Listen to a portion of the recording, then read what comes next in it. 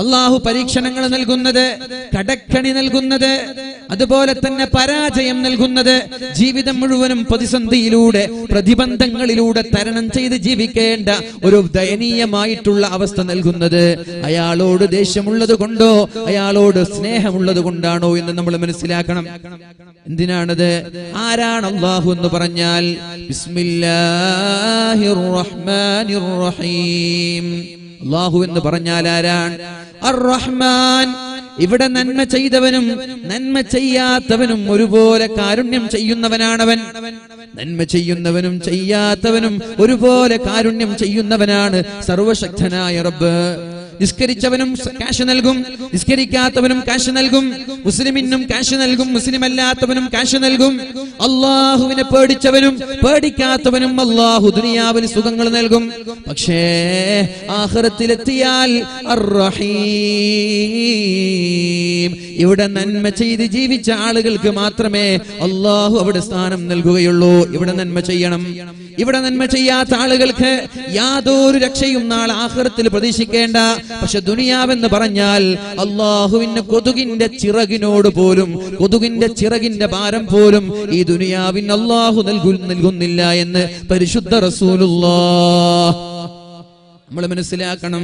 മഹാനായ സഈദ് ഇബ്നു ജുബൈർ റളിയല്ലാഹു അൻഹുവിന്റെ ജീവിതത്തിലെ കഥകൾ പഠിക്കുമ്പോൾ അള്ളാഹു ദേഷ്യമുള്ളത് കൊണ്ടല്ല പരീക്ഷണങ്ങൾ നൽകിയത്. സഈദ് ഇബ്നു ജുബൈർ റളിയല്ലാഹു അൻഹുവിനെ വധിക്കാൻ വേണ്ടി ജുമുഅ നിസ്കാരത്തിന് നേതൃത്വം നൽകി. ജുമുഅ നിസ്കാരത്തിന് ഖുതുബയോദി നേതൃത്വം നൽകി. ഹജ്ജാജാണ് ഖുതുബ ഓതുന്നത്. കേൾക്കണം നമ്മള്. ക്രൂരനായ ഭരണാധികാരിയാണ്. പക്ഷേ ഖലീഫയാണല്ലോ ഖുതുബയോദേണ്ടത്, ഖലീഫയാണല്ലോ നിസ്കരിക്കേണ്ടത്. വെള്ളിയാഴ്ച ജുമുഅ നിസ്കാരം കഴിഞ്ഞ് തന്റെ പട്ടാളക്കാരെ വിളിച്ചുകൊണ്ട് പറയുകയാണ്, സഈദ് ഇബ്നു ജുബൈറിന്റെ വീട്ടിലേക്ക് പോകണം. സഈദ് ഇബ്നു ജുബൈറിന്റെ വീട്ടിലേക്ക് പോകണം. അദ്ദേഹം ജയിൽ പുള്ളികളുടെ സമീപത്തു കൂടെ നടന്നു പോകുമ്പോൾ ജയിൽ പുള്ളികൾ അട്ടഹസിക്കുമായിരുന്നു, ആർത്തട്ടഹസിക്കുമായിരുന്നു, കരഞ്ഞു കേടുമായിരുന്നു. ഒന്ന് രക്ഷപ്പെടുത്തുമോ എന്ന് പറഞ്ഞിട്ട് എങ്ങാനും ഹജ്ജാജിന്റെ മാനസികങ്ങളിൽ ഒരു സിമ്പതി തോന്നിപ്പോയാൽ ഈ ജയിലിൽ നിന്ന് ഞങ്ങളെ മോചിപ്പിക്കുമല്ലോ എന്ന പ്രതീക്ഷയോടെ ഹജ്ജാജിനെ കാണുമ്പോൾ ജയിൽ പുള്ളികളെല്ലാം അട്ടഹസിച്ച് കരയുമായിരുന്നു. പക്ഷേ ഹജ്ജാജ് അവരോട് പറയുന്നത്,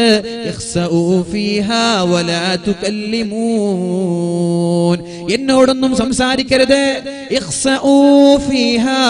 ഈ ജയിലിൽ നിന്യരായി നീചരായി നികൃഷ്ടരായി ഈ ജയിലിൽ നിങ്ങൾ താമസിച്ചോളൂ. എന്നോടൊരു വാക്ക് സംസാരിക്കാൻ പാടില്ല. ആരാണിത് പറയുന്നതെന്നറിയോ? നാളെ മഹ്ശറാവൻ സഭയിൽ അള്ളാഹു നരകത്തിലേക്ക് വലിച്ചെറിയുന്ന ആളുകൾ ഒരുപാട് കാലം നരകത്തിൽ കിടന്നിട്ട് നരകത്തിന്റെ തീജ്വാലകൾ കൊണ്ട് കത്തിക്കരിഞ്ഞ് ശരീരത്തിൽ നിന്ന് ചീഞ്ചലങ്ങൾ ഒഴുകാൻ തുടങ്ങി, ശരീരത്തിന്റെ തോലുകൾ പഴുക്കാൻ തുടങ്ങി, എല്ലുകൾ ദ്രവിക്കാൻ തുടങ്ങി, മാംസങ്ങൾ ദ്രവിക്കാൻ തുടങ്ങി.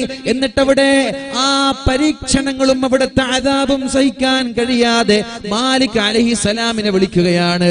യാ മാലിക്കോ, മാലിക്കേ ഒന്ന് രക്ഷപ്പെടുത്തുമോ? ഞങ്ങളുടെ തോലുകളാകെ ഇതാ പഴുത്തുപോയിരിക്കുകയാണ്.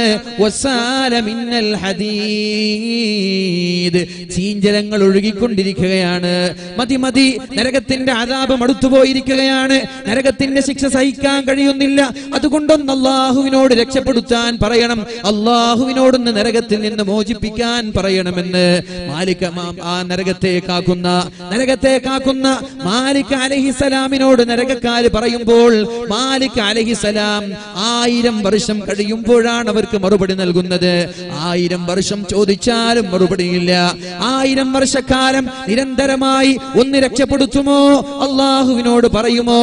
ഇത് സഹിക്കാൻ പറ്റുന്നില്ല, അസഹനീയമാണെന്ന് മാലിക് അലൈഹിസ്സലാമിനോട് നിരന്തരമായി 1000 വർഷം ചോദിച്ചപ്പോൾ ഒന്നും പറയാതെ 1000 വർഷം കഴിഞ്ഞ ഉടനെ നരകക്കാരോട് പറയുന്നത്,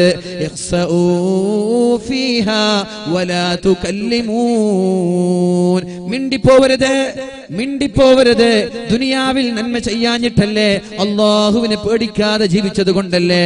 അതുകൊണ്ട് ഇവിടെ അനുഭവിച്ചോ, ഒരു വാക്ക് പോലും മിണ്ടരുത് എന്ന് നരകവാസികളോട് നാളെ മാലിക് അലൈഹിസ്സലാം പറയുമെന്ന് പരിശുദ്ധ ഖുർആൻ നമ്മോട് പഠിപ്പിക്കുന്നുണ്ട്.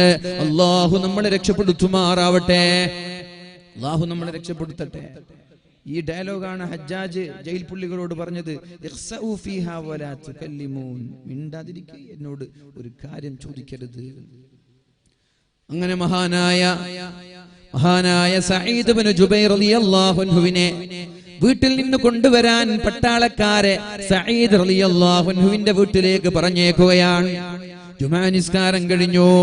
എന്നിട്ട് മഹാനായ സഈദ് റളിയല്ലാഹു അൻഹുവിന്റെ ഡോർ മുട്ടുകയാണ്. ഡോർ വല്ലാത്ത ശബ്ദത്തിൽ മുട്ടി. നമ്മൾ കല്യാണം വിളിക്കാൻ പോയാല് ഒരു സൗമ്യമായ രീതിയിലാണ് മുട്ടല്ലേ? വല്ലിങ്ങനെ മുട്ട ആരെങ്കിലും ഉണ്ടോ? കോളിംഗ് ബെല്ലടിക്ക് ആരുമില്ല. ഒന്ന് മുട്ടി നോക്കൂ, ആരുമില്ല. എന്നാ പിന്നെ തിരിച്ചു വരാ.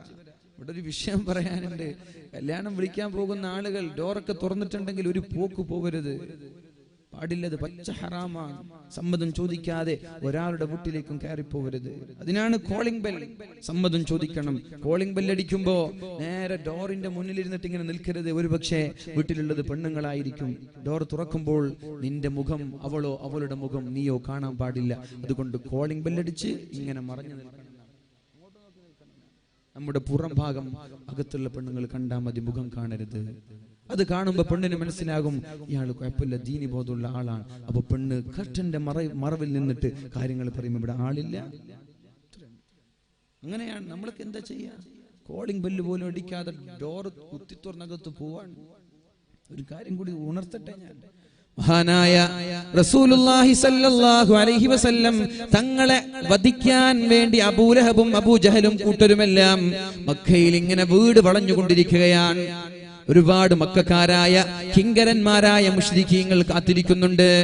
അള്ളാഹുവിന്റെ ഹബീബിനെ വധിക്കാൻ വേണ്ടി അള്ളാഹുവിന്റെ ഹബീബും മഹാനായ അലി ഇബ്നു അബീ ത്വാലിബ് റളിയല്ലാഹു അൻഹുവും ആ കൊച്ചു വീടിൽ ഇങ്ങനെ ഉറങ്ങിക്കിടക്കുകയാണ്. ശത്രുക്കൾ വധിക്കാൻ വേണ്ടി കാത്തിരിക്കുകയാണ്. എല്ലാവരും മദീനയിലാണ്. മുസ്ലിമീങ്ങളായ ആളുകളെല്ലാം അങ്ങ് മദീനയിലാണ്. ആകെ അലി തങ്ങളും സിദ്ദീഖ് തങ്ങളും അള്ളാഹുവിന്റെ ഹബീബും മാത്രമേ മക്കയിൽ മുസ്ലിമീങ്ങളായി ബാക്കിയുള്ളൂ. നബി തങ്ങളെ വധിക്കാൻ വേണ്ടി അള്ളാഹുവിന്റെ ഹബീബിന്റെ വീട് വളഞ്ഞിരിക്കുകയാണ്. എന്ത് ചെയ്യണമെന്നറിയുന്നില്ല. വല്ലാത്തൊരു ക്രിട്ടിക്കൽ സിറ്റുവേഷൻ ആണത്. അപ്പോഴാണ് അല്ലാഹുവിന്റെ ഹബീബ് സല്ലല്ലാഹു അലൈഹി വസല്ലമ തങ്ങൾ പരിശുദ്ധമായ സൂറത്ത് യാസീൻ പാരായണം ചെയ്യുന്നത്. യാസീൻ വൽ ഖുർആനിൽ ഹകീം إنك لمن المرسلين على صراط مستقيم أودي فأغشيناهم فهم لا يبصرون وجعلنا من بين أيديهم سدا ومن خلفهم سدا فأغشيناهم فهم لا يبصرون എന്ന് പറഞ്ഞ അല്ലാഹുവിന്റെ ഹബീബ് ഒരു പിടി മണ്ണ് വാരി ചുറ്റും ാകത്ത് വളഞ്ഞു നിൽക്കുന്ന ശത്രുക്കളുടെ മുഖത്തേക്ക് വലിച്ചെറിയുകയാണ്. കണ്ണ് ചുമ്മി തുറക്കുമ്പോഴേക്കും അള്ളാഹുവിന്റെ ഹബീബ് അവരുടെ ഇടയിലൂടെ നേരെ രക്ഷപ്പെടുകയാണ്. അവർക്കറിഞ്ഞില്ല, അള്ളാഹുവിന്റെ ഹബീബ് പോയതവർക്കറിഞ്ഞില്ല. കാരണം എന്താണ് അള്ളാഹു പറഞ്ഞത്? വഇദാ ഖറഅതൽ ഖുർആന ജഅൽനാ ബൈനക വബൈനൽ ലദീന ലാ യുഅ്മിനൂന ബിൽആഖിറതി ഹിജാബൻ മസ്തൂറാ.